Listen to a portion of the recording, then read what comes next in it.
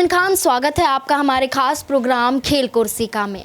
आज प्रोग्राम की शुरुआत हम एक ऐसे भाषण और एक ऐसे बयान से करेंगे जो सीधे तौर पर अपनी ही पार्टी को टारगेट करते हुए नजर आते हैं। यहाँ पर हम बात करेंगे वित्त मंत्री निर्मला सीतारमण की, जो यहाँ पर महंगाई के मुद्दे को लेकर हमेशा विवादों में खड़ी हो जाती है। दरअसल जब भी बजट पेश करना होता है तो हमारे देश की वित्त मंत्री निर्मला सीतारमण यहाँ पर फंसती हुई इसलिए नजर आती हैं क्योंकि उन्हें ही दाल चीनी के भाव ही नहीं पता होते हैं, तो सीधे तौर पर जनता के सामने खुद का मजाक बनाती हैं और खुद की पार्टी का भी मजाक बनाती हुई नजर आती हैं। आपको बता दें कि एक ऐसा भाषण राज्यसभा से यहाँ पर सीधे तौर पर वायरल होता हुआ नजर आ रहा है, जिसमें वित्त मंत्री निर्मला सीतारमण कुछ ऐसा कहती हुई नजर आती हैं, जिसके बाद यहाँ पर सब सोचने पर मजबूर हो जाते हैं कि आखिरकार निर्मला सीतारमण ने ये कहा क्या। अब ऐसे में बात आती है जब बजट पेश किया गया था और जब बजट पेश करने के दौरान जब महंगाई चरम पर पहुंच गई थी और जनता को राहत नहीं मिल रही थी, तो सीधे तौर पर देखा गया था कि जब ये पूछा गया कि लहसुन प्याज के दाम इतने बढ़ रहे हैं और इस महंगाई में कैसे गुजारा करेंगे, तो हमारे देश की वित्त मंत्री निर्मला सीतारमण ने साफ तौर पर यह कह दिया था कि मैं तो प्याज लहसुन खाती ही नहीं, तो मुझे उसके दामों के बारे में क्या पता होगा और मुझे इस बारे में कोई लेना देना ही नहीं है कि इनके दाम बढ़े या घटे, क्योंकि हमारे इधर यानी कि जहाँ से वो हैं वहाँ पर प्याज लहसुन का सेवन ही नहीं करते हैं। वो ये कहती हैं कि हमारा परिवार प्याज लहसुन से दूर रहता है, इसका सेवन नहीं करता है और मैं भी नहीं करती हूँ, तो इसके बारे में मुझे जानकारी नहीं होगी। तो फिर कैसे वो देश की वित्त मंत्री बन जाती हैं, कैसे वो बजट पेश करती हुई नजर आती हैं, ये सवाल उठता है। तो आज उसी बयान को आज हम आपको सुनाने वाले हैं कि क्या कुछ भरी संसद में यहाँ पर अपनी ही पार्टी की फजियत करती हुई निर्मला सीतारमण नजर आती हैं। देखिए ये रिपोर्ट, जिसमें निर्मला सीतारमण का सीधे तौर पर यह बयान जारी होता हुआ नजर आ रहा है। मैं इतना लहसुन प्याज नहीं खाती हूँ जी, सो डोंट वरी। मैं इतना लहसुन प्याज नहीं खाती हूँ जी, सो डोंट वरी। मैं ऐसे परिवार से आती हूँ जहाँ अनियन प्याज का मतलब नहीं रखते हैं। No, Honorable Member Supriya ji, I must say from 2014, I've also been part of some of the group of ministers which monitored the ups and downs in onion markets.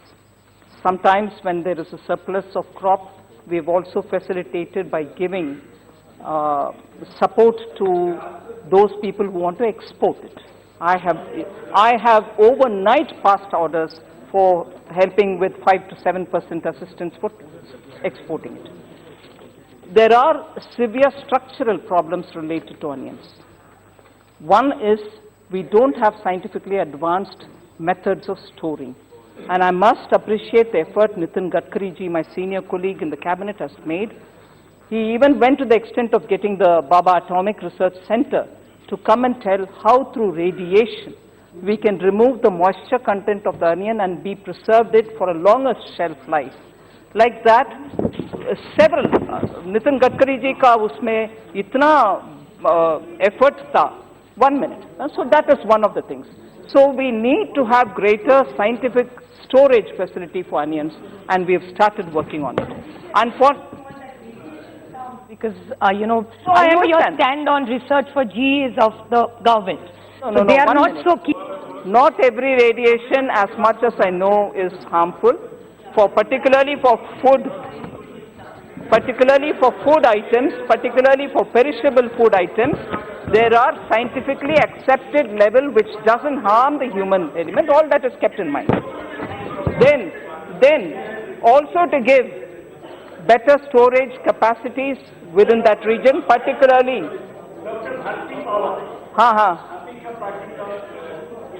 It's all right. Supriya ji is not my party, but still I hear her.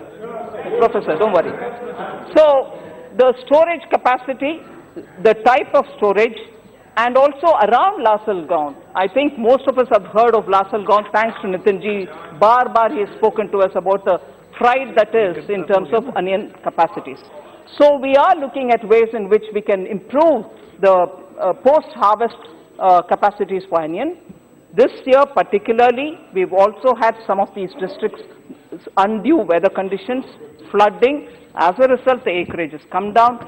And therefore, I think we have to keep the context in mind and not, I would want to, matter of fact, all of us will have to look at the way in which onion, which is a very seasonal crop, which doesn't have a long shelf life, it is a perishable, truly perishable vegetable, so it's something on all of us will have to look at ways in which.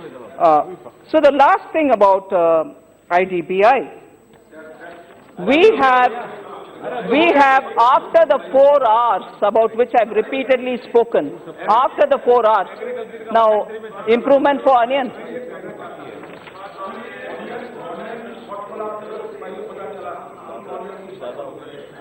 तो जब onion की shortfall हो रहे थे तो pre-emptive major के तहत तुरंत बाहर से क्यों नहीं आयात किया आपने? अगर ठीक तरीके से आयात करते थे तो इस हालत नहीं होते। और दूसरी बात, आप कुछ कहते हैं कि बिचौलिया आ गए, जमाखोर आ गए, तो वजह क्या है कि बिचौलिया के चलते, जमाखोर के चलते, ये आपकी सरकार की जो रवैया उसकी कमियां की चलते, सरकार की कामकाज की कोई कमियां की चलते, बिचौलिया की चलते, जमाखोरी की चलते, या सही वक्त पर आयात नहीं किया गया, इसी के चलते वजह क्या आप जानना चाहते हैं? No, I am addressing on everything also. Premachandran ji,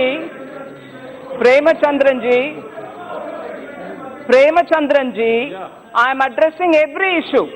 I am also addressing the issue raised by one of the honorable members, and therefore you should have the patience to listen to that also. No, I will listen to you. All right. Onion is something which even Adirji raised, Maharashtra MPs raised. So it's my duty to respond to them also. Hold on. So, I'm coming to IDBI. So the 4 Rs that we adopted about reorganizing, restructuring, and recognizing that there's an NPA problem gave us this recapitalization step. Recapitalization was done by government by infusing 21,157 crores into IDBI since 2015 after we came. And LIC infused 21,624 crores. So both put together have given 42,781 crores to the IDBI only because of the rampant loan largesse which happened during 8 and 14. Now, this has reduced the net NPAs, therefore, the NPA ratio from the peak of 17.3% in September of 2018, it has come down to 5.97% now in September 2019. So from 17.3, it has come down to 5.97, which is below the RBI's 6% net NPA threshold, and therefore, under the prompt corrective action, IDBI has come out because of this infusion of cash done by the government and also by the RBI, by the LIC.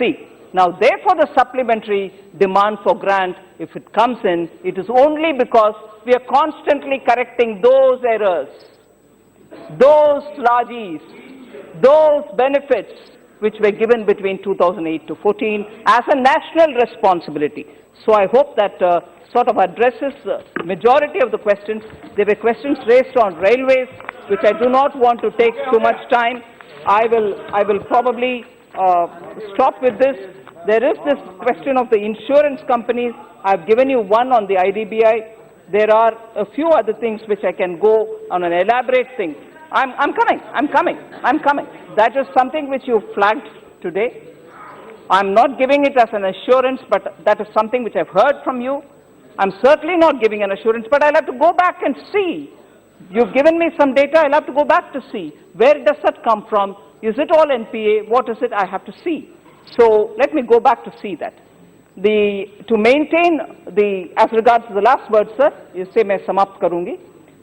To maintain the regulatory minimum solvency across of the 3 public sector general insurance companies, United India Insurance, National Insurance, and Oriental India Insurance. This solvency is required, that which has been claimed here under the supplementary demand for grants. And therefore, I would want this infusion be cleared as a supplementary demand, because to write any new business, the pressure being faced by these companies on their balance sheets and margins will have to be eased out. And to bring in sustained growth and momentum to these companies, we need this infusion. And that is where the supplementary demand for grant includes 2,500. I've not finished. I've not even sat down, Mr. Kodikunil Sulesh. I've not even sat down. I've not even sat down.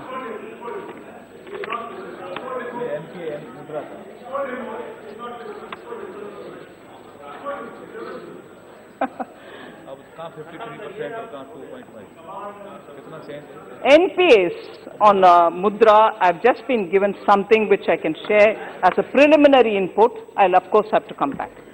Against the total loans dispersed, Mudra ke upar,